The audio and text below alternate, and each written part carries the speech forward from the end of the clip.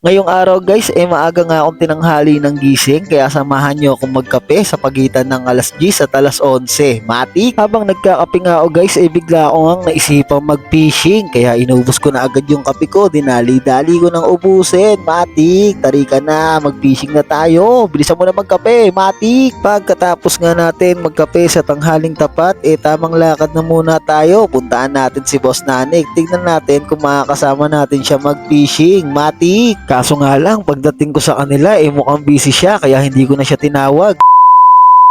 Alright, wala tayong kasama, solo tayo. Busy si Boss Nanik. Si Bex may pasok kaya solo fishing muna tayo. Let's go! Tingnan natin may mahuli ako. Matik! Dito guys, makikita nga natin yung kinuhaan natin ng kuhol, yung inadobo natin sa gata. Grabe, napakalawak ng bukirin na yan. Sobrang laki. Binibigay nga guys ng may-ari sa akin yung lupain na yan. Kaso tinanggihan ko. Wala kasi akong paglalagyan sa amin ng ganyang kalaking lupa. Matik! Gago! Dito tayo guys sa fishing spot natin. Let's go, may mga kasama tayo dito. Trap tayo. Dito guys, nailatag ko na rin yung ating pamingwit pero hindi tayo matutulog. Hihintayin natin kung may kakagat ba, kung may maglulubog ng ating floater at hihilahin agad natin yan. Matik! Habang hinihintay nga natin lubugin yung floater natin, nakita ko nga dito ang second commander ng Whitebait Pirate. Grabe, nakita ko pa dito si Piper's the Ace. Ano daw? Matik! Dito guys, wala pa rin nagbabago. Ganun pa rin, wala pa rin tayong nauhuli, wala pa rin kumakagat, wala pa rin tumitikim, wala pa rin naglulubog. Ang pain ko nga pala dito guys, kangkong. Dahil nabalitaan ko na vegetarian daw yung mga isda dito. Pero sayang guys, kung may bangka lang tayo, makakapunta tayo sa malalim. Dahil doon talaga mas active yung kagat ng tilapia sa kangkong. Mas malalaki, mas marami. Sayang talaga kung meron lang tayong masasakyan na bangka. May nagbabangka naman doon sa amin guys, niyaya ko nga siya na hiramin ko muna at sakyan dito sa dagat. Kaso talo pa daw siya, kailangan niya daw bumawi at pag tumayo siya wala na daw player na papalit. Kaya sabi ko sige, tuloy nyo na lang yung pagpapusoy nyo dyan. Matik! Ang galing! Isang oras pa lang tayo dito na tanggal agad yung hook natin. Malas, uwian na. Matik! Uwian na.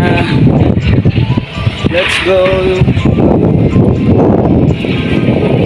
Sayang. Bawi. Next time. Ayun guys, dahil nga na zero tayo, naminom na lang ako motor sa tropa ko. Shout out kay Boss Jumpy Arellano, aka Pogi. Bibili na tayo ng isda sa Pritil. Wala, nasira agad yung ano natin, yung pamingwit natin kaya bumili na lang tayo. Matik!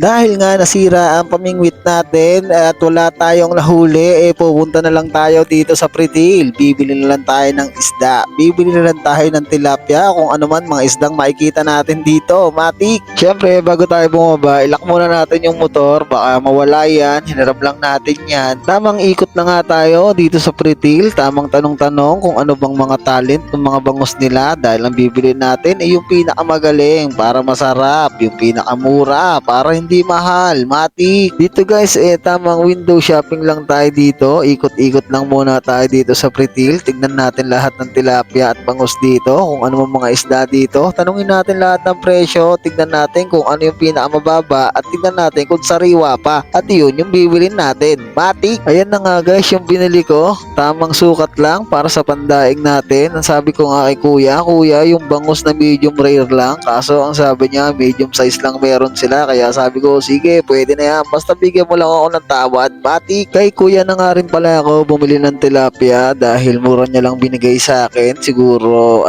basta mura lang yun. Huwag na natin kwentahin. Ayan, sinuklian na ako ni kuya ng barya at dito nga pauwi na ako. Kaso nanood pa ako ng binababa dito ng mga bigid. Grabe, napakarami. Sobrang daming bigid. Banyera!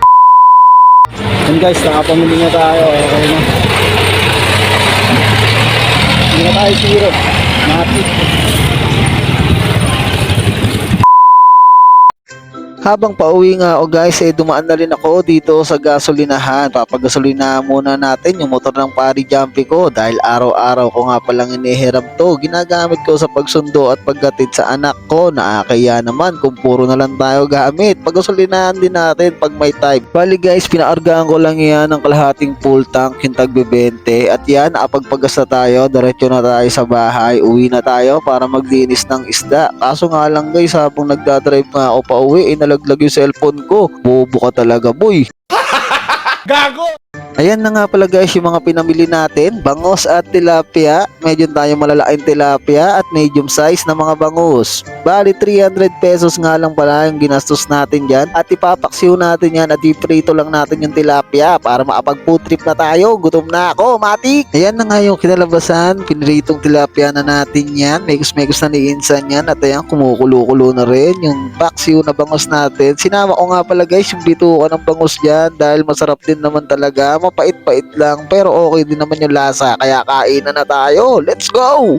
Diba? Kahit wala tayong huli sa fishing pero isda pa rin ang iuulam natin. Halika na, tayo ay kumain. Pagsaluw-saluan natin to mga isda na to at konti kanin. Halika na, kain tayo. Matik! Ayan na nga pala guys yung bitukan ng isda na isinapaw lang natin dun sa paksiw na pinakuluan natin. Ayan, titikman natin yan kung ano ba talaga yung lasa niyan. Matik! At ayan, pagkasubo ko nga, nam-nam, sarap, napakapait. Di ko natanggal yung apdo, di ko natignan, matik. Maraming salamat sa panonood nyo. Maraming salamat sa pag-like, sa pag-comment ng mga video natin. Hanggang dito na lang tayo. Please like, follow, and share na lang ng page natin. Salamat, matik.